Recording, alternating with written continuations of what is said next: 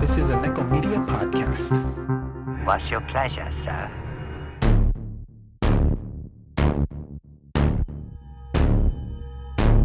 Welcome, cinephiles and Cenobites. This is episode 10 of season 3. Just moving right along. I'm your hostess, Annika P. Today's episode is jam-packed with reviews, as we'll be doing a short film double feature. Both are horror flicks made with blood, sweat, and more blood. Maybe some tears, but both are not yet available to view in the public, but will be, hopefully soon, in time for the holidays. Listen to what we have to say on this short film double feature.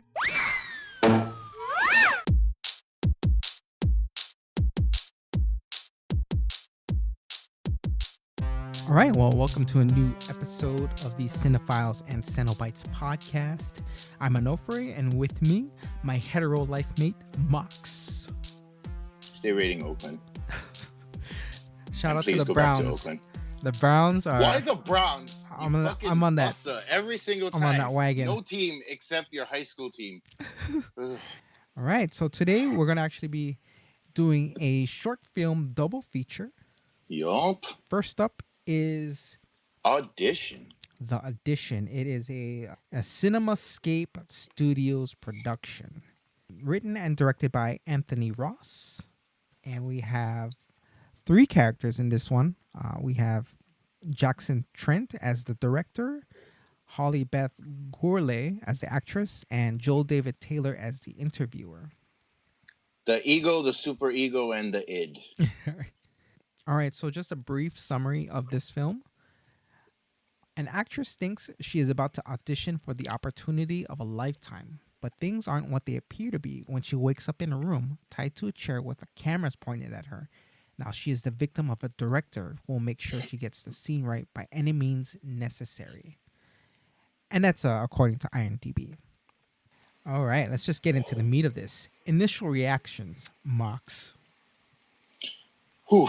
It's billed as a found footage film, which I feel it is not. It doesn't deliver any of the gritty realism that the found footage subgenre offers. So that part was a little distressing, having to get past, I guess, that label. I mean, you got everything needs a label, I guess. Yeah, sure. But yeah, I'd say, yeah, it wasn't. There's some parts that are found footage, but then there's cut to different scenes.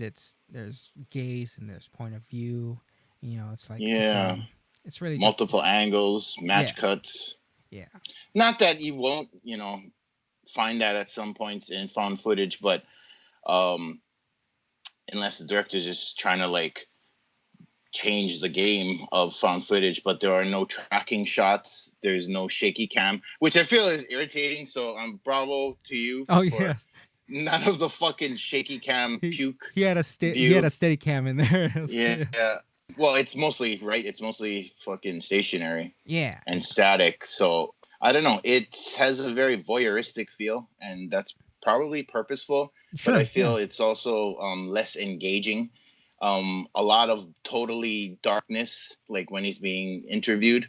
Sure. But as we discussed, that's probably because that's a discourse he's having within his own mind, right? Yeah. But most of the audition takes place against a flat white background, so it is very visually uninteresting. Okay, I see what you're saying. Yeah. I feel like, I don't know, intentional or not, but the film is more of a character introspective than a genre film. Yeah. It's almost masochistic in the sense that I feel like it's the character inside himself beating up on himself. Yeah. It actually could be a feminine character. I don't know. Maybe I'm reading too much just because that's the point, maybe, to read all into it. But I feel like maybe the visual is uninteresting so that you can focus on the performance and maybe the mindset or the intention of the filmmaker. But it's kind of it's a psychological thing. I don't know if that's because it's so static, your mind has to occupy itself. Yeah. I like that. I do feel it's a little long clocking in, I think, at about 19 minutes, and then a minute and a half of credits. Sure. But the performances are good, especially the lead actress. Yeah, for sure. I mean, they would have had to spend a lot of time casting, I think. Either they just got lucky because this actress has to carry the narrative. Yeah, shout out to Holly Beth Gourlay. Well done. Well done. Yeah, the presentation, this short, it's very, very home video grittiness. Yeah. And intentionally changing color filters in there, which is kind of a nice touch. The sound catch. too.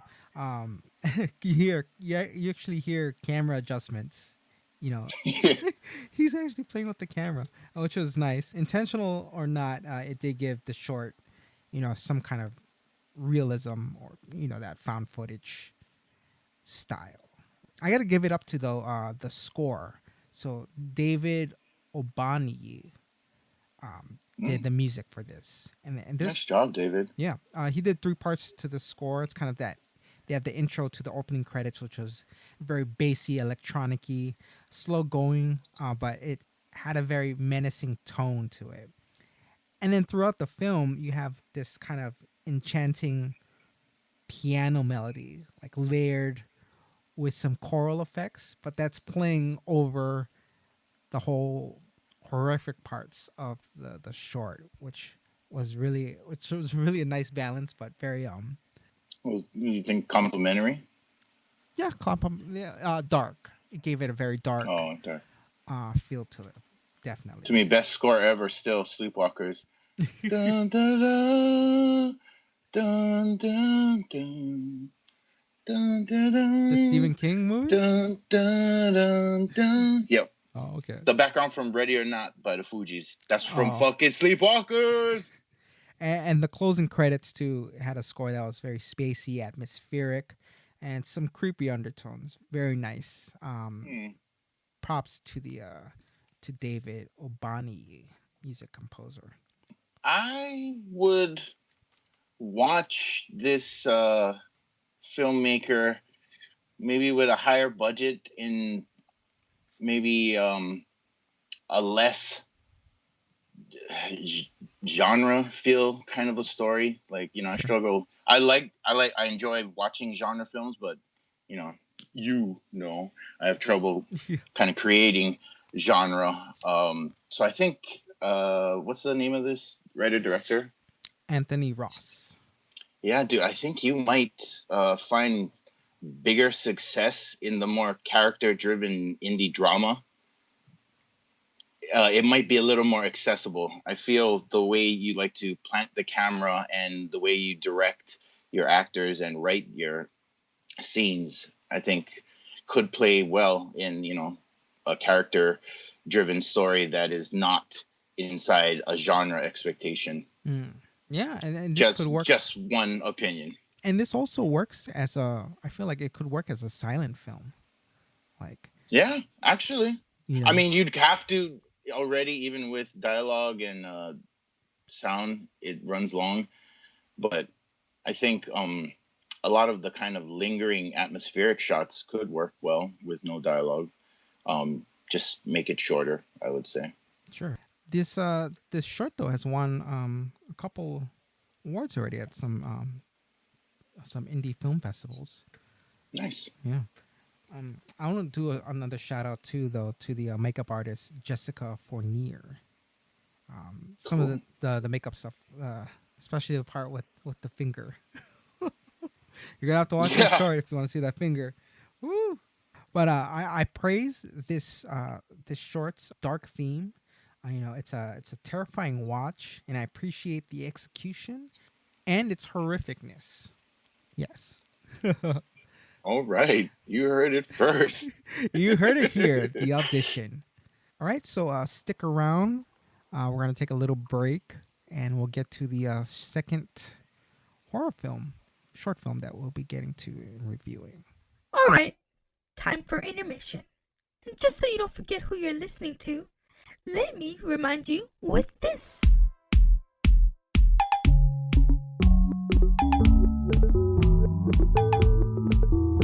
We are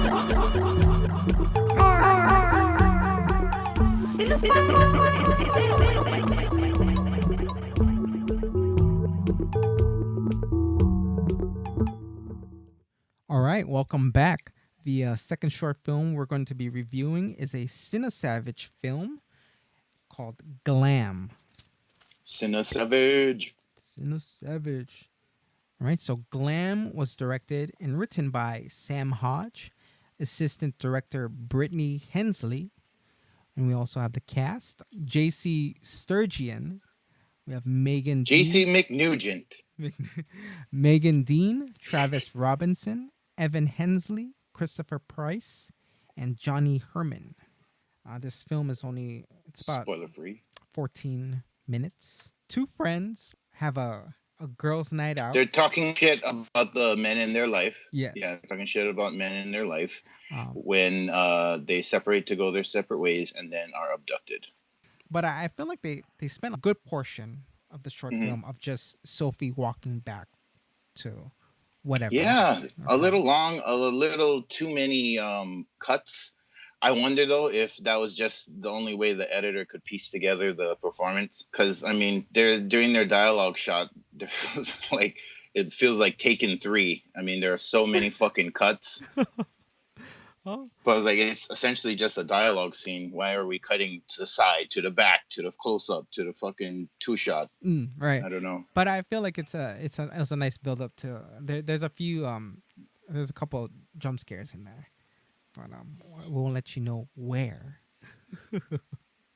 Yeah, I'd say sparingly, right? Yeah, I don't feel this is jump scare the movie, so that's good. sure. You know, they do grow whatever tension and horror, they grow it organically. So that's nice. Props to the makeup artists, The makeup, yep. the prosthetics, Special and visual effects, yep. Travis Robinson and Brandy Napier, for sure. Hell yeah, guys. That's very nice. It can get pretty gory in this Yeah. film, for sure. Shout out to the camera department too. I feel it's very cinematic and lit well. It just was effective, a lot of getting us really into the pain of some of the more torturous moments. So Sure. And that's camera operators by Sam Hodge and Brittany Hensley. oh, Yeah, they did all. They the did writer all and the AD. director. Yeah. Wow. And the There we music go. also by Sam Hodge, which is very Damn, auteur retro. status. Did everything. It's like, what does it matter if it's eggshell or white? It matters because it fucking matters what I said it matters. I really like the sound in this film too. Yeah. That's Sam Hodge again. A lot of detailed craftsmanship on this. Jesus, really? Sam Hodge again too on that? Yeah. Fuck, dude. Damn, man. I was just joking about the auteur thing, but Jesus, you're showing up all over the place. Cheers to you, Fernand. This is his film. All right. But boom operator Matt Castile. Nice. Yeah. But there's also very minimal dialogue in this one too, and I feel like this could work also as a silent film because I feel like a lot of the dialogue is kind of insignificant. Oh, really? Yeah. Now, usually that's my number one complaint, but I thought the dialogue was to establish the characters and also kind of set up what I feel is the theme. Not that shallow people deserve to get tortured and shit, but I feel like the dialogue gives us an idea of how paper thin these two women are and how it is their faces that are being destroyed in the torture scene. Please. Oh, well, I mean, I'm not telling you who dies or whatever, but it's a fucking torture movie. I mean, it's torture porn without going to that, pornographic level. I feel the movie does have something to say, and I feel that's kind of what the opening dialogue is about. Okay, like what it connects to for me. I mean, it sounds like throwaway dialogue, but because it's the most talky part of the film, it has a resonance later on when they're being attacked. So you think it helps to kind of empathize? I would have empathized more with them if they didn't say anything. If they were just two girls who I could project personality onto, but because we're given a taste of their personality, I feel less bad for them while they're being tortured, other than the fact of seeing two other human beings being tortured. Damn, yeah. Oh, interesting. But they didn't deserve that, though. No, that's what I'm saying. Yeah. I mean, just because you're shallow, I didn't pick up on that that. was my takeaway. Yeah. You know, it's called Glam, and they're having their essentially their societal marketing tool defaced. Oh, no spoilers here, but it was a very, yeah, it's very tortury for sure. Well, yeah. Final thoughts on Glam? Uh, I I liked it. There's a lot to like. I wasn't keen on the performances of the two leading actresses. I don't know if it was the direction or what, but that would probably that and the multiple cuts, you know, in the opening dialogue scene. Sure. That's basically my two biggest complaints. A little bit of pacing issue during the setup, Yeah. but overall, it's really well done. It's a really well crafted film. Yeah, very detailed. I praise its practicality, the effects that went into it, and the horrific. Somebody loved this movie. Probably a whole bunch of people loved this movie, and it really shows in the final piece. Oh, they loved making this movie. Yeah. Yeah, these Well, are they love, you know, what they're doing, what they're saying. for sure. It's hard to really say something in 14 minutes, but I took something away. I don't know if that was their intent, but in the end, it's really, you know, art speaks to everybody individually, and I think that this film hits that criteria at least. Nice. So, Okay. Well said. You heard it here. Glam. Glam. All right. Well, that is it for this episode. Thank you for checking it out. Be sure to check out this episode's show notes for links to all our social media sites. But other than that, be sure to visit our website, nekkomedia.com. That's NEKKO media.com. .com. And we also be on Twitter and Instagram. Very active on both of those. And you can check those out at cynical_mass. That's CINECAL_MASS. And feel free to get in touch through email, cinephiles and cenobites@gmail.com. Any movie recommendations, we'd love to check it out. Any screeners, we'd love to review. Any potential guests? Yeah, we love having guests on the show too. Yeah, if you're a filmmaker, fucking hit us a line and we'll get you on the show. Ask you your top 6 movies and what it's like to be an artist like you. Oh, yes. And any fellow cinephiles and Cenobites, you are welcome. Yes. Any place that they can hit you up, Marks? At villainous_kind, Instagram and fucking Twitter, but don't bother. I rarely check it except when I'm drunk. So okay. I'd either send it to Ono or the show. Yeah, you can check me out on Twitter at thisisono. That's this is OHNO. Same goes for Instagram. Oh no. Yup. All right. Well, thank you again. Take it away, Annika. This has been a Nekko Media podcast broadcasting from the Blood Cave, part of the /Pollard family. For myself, Annika Pussyfoot, Mox, and Ono, keep the lights on and check under that bed because there's only one universal truth. No lives matter. That means you. Stay rating, Wokeland. We have candy.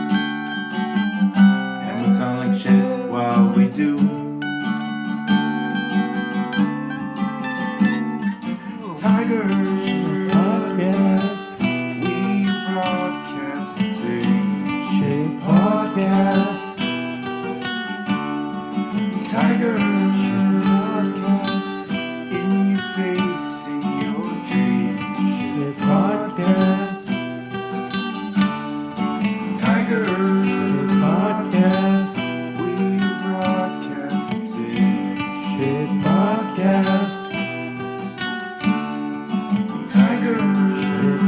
podcast. In your face, in your dreams. Shit podcast.